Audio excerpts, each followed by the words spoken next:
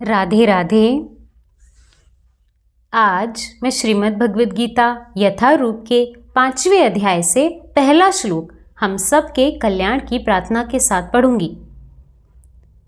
वसुदेव सुतं देवं कंस चारूणमर्दनं देवकी परमानंदं कृष्णौ वंदे जगद्गुरु। ओम श्री परमात्मने नमः।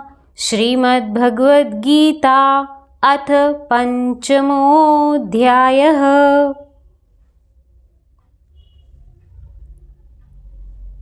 अगर मुझसे पढ़ने में या समझने में कुछ भी गलती हो जाए तो मैं केवल भगवान की ही मंदबुद्धि बालिका हूँ, ऐसा जान के प्रभु मुझे बहुत क्षमा करें।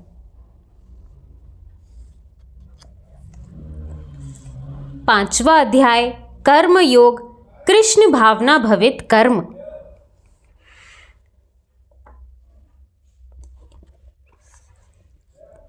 पहला श्लोक। अर्जुन उवाच संन्यासं कर्मणं कृष्ण पुनर्योगं च संशसि यच्छेय एतयोरेकं तन्मे ब्रूहि सुनिश्चितम्।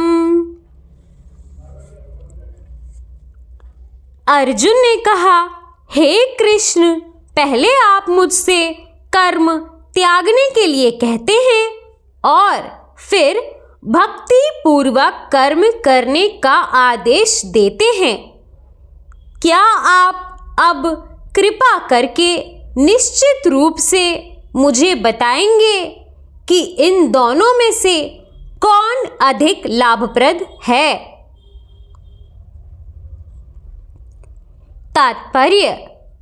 भगवद गीता के इस पंचम अध्याय में भगवान बताते हैं कि भक्ति पूर्वक किया गया कर्म शुष्क चिंतन से श्रेष्ठ है। भक्ति पथ अधिक सुगम है क्योंकि दिव्य स्वरूपा भक्ति मनुष्य को कर्म बंधन से मुक्त कराती है। द्वितीय अध्याय में आत्मा तथा उसके शरीर बंधन का सामान्य ज्ञान बतलाया गया है। उसी में बुद्धि योग अर्थात भक्ति द्वारा इस भौतिक बंधन से निकलने का भी वर्णन हुआ है।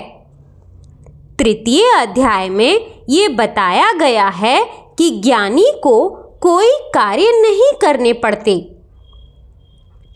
चतुर्थ अध्याय में भगवान ने अर्जुन को बताया है कि सारे यज्ञों का पर्यावसान ज्ञान में होता है, किंतु चतुर्थ अध्याय के अंत में भगवान ने अर्जुन को सलाह दी कि वह पूर्ण ज्ञान से युक्त होकर उठ करके युद्ध करे। अतः इस प्रकार एक ही साथ भक्तिमय कर्म तथा ज्ञान युक्त अकर्म की महत्ता पर बल देते हुए श्री कृष्ण ने अर्जुन के संकल्प को भ्रमित कर दिया है। अर्जुन ये समझता है कि ज्ञानमय संन्यास का अर्थ है इंद्रिय कार्यों के रूप में समस्त प्रकार के कार्यकलापों का परित्याग। किंतु यदि भक्ति योग में कोई कर्म करता है तो फिर कर्म का किस तरह त्याग हुआ? दूसरे शब्दों में वो यह सोचता है कि ज्ञानमय संन्यास को सभी प्रकार के कार्यों से मुक्त होना चाहिए क्योंकि उसे कर्म तथा ज्ञान असंगत से लगते हैं। ऐसा लगता है कि वह यह नहीं समझ पाया कि ज्ञान के साथ किया गया कर्म बंधनकारी न होने के कारण अकर्म के ही तुल्य है।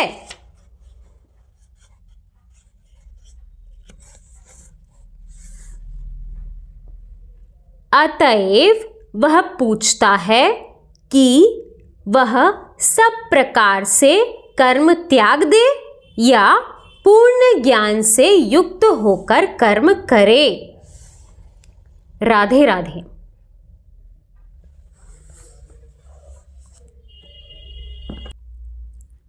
दोस्तों, आज 5वां अध्याय कर्म योग कृष्ण भावना भवित कर्म की शुरुआत की।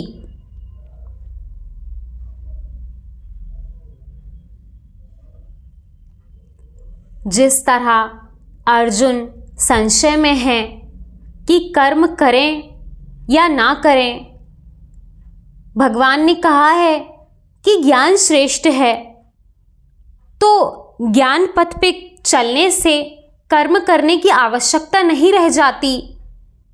इस प्रकार इस पथ पे चलें या भक्तिमय कर्म करें। बिल्कुल इसी प्रकार मैं अपने जीवन में इस बात को लेकर भ्रमित रहती थी। जब भी कोई नया काम शुरू करती थी तो यही सोचती थी कि इसका अंत क्या है।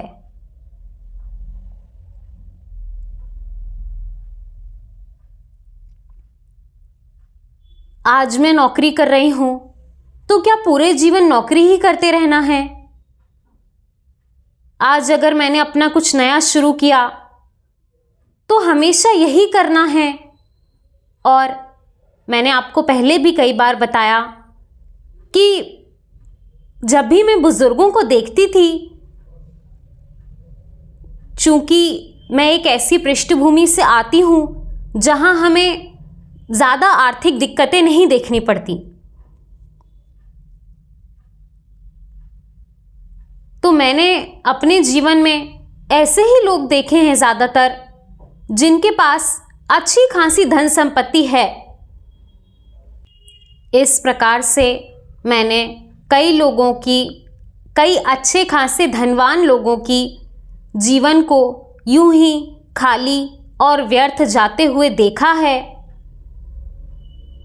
बहुत पैसा और संपत्ति होने के बाद भी वृद्धावस्था में व्यक्ति को कई प्रकार की मानसिक व्याधियों का सामना करना पड़ता है। इस पे कई बार समाज के लोग उसे पागल भी कहने लगते हैं।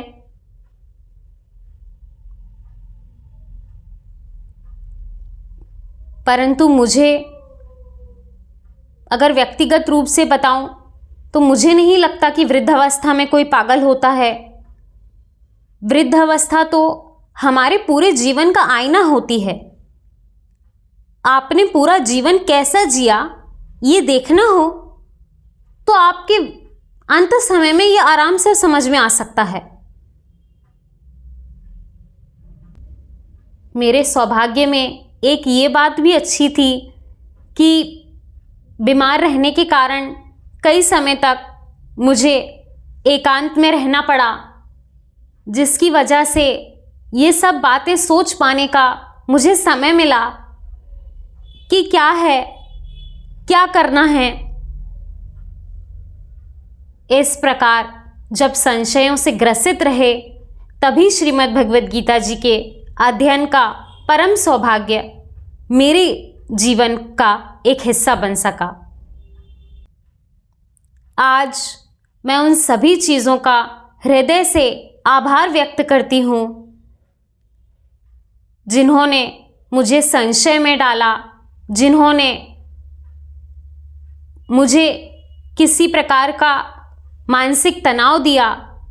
अगर वो सब नहीं होता तो शायद मैं भगवान के इन वचनों से और अपने गुरुजनों के दिए गए ज्ञान से वंचित ही रह जाती।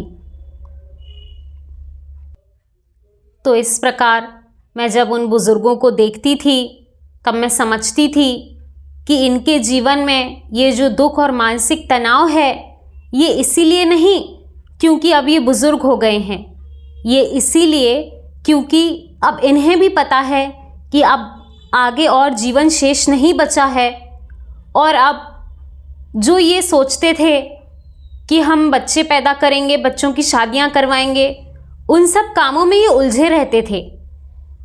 तो इनको कभी अपने जीवन में समझ नहीं आया कि हम यहाँ पर क्यों आए हैं। परंतु चूंकि अब वृद्धावस्था में आपकी ज़िंदगी बिल्कुल खुली किताब की तरह आपके सामने खड़ी है, तब आपको समझ आ रहा है कि वास्तव में हमने इस दुनिया में फंस के एक झूठी ज़िंदगी बिता दी, समय व्यर्थ ही जाने दिया, और अंततः हमारे दोनों हाथ खाली के खाली ही हैं। इसीलिए हमारे सभी संतजन कहते हैं कि यहाँ से खाली हाथ आए हो पर खाली हाथ मत जाओ। यहाँ पर भगवान की भक्ति में जो आनंद और सुख है उसे लेकर जाओ। जो भक्तिमय कर्म हम भगवान को समर्पित भाव से करते हैं वो करके जाओ, वो आपके साथ ही जाएगा। इस प्रकार जब आप यहाँ से जाओ तब आपका बैंक अकाउंट पूरा भरा होना चाहिए, भगवान का नाम आपके साथ होना चाहिए, वही आपके साथ आगे की यात्रा में जाएगा। यहाँ पर मिट्टी के मोल वाले भाव में जो धन संपत्ति और सोना चांदी मिल रहा है उसे मत बटोरो।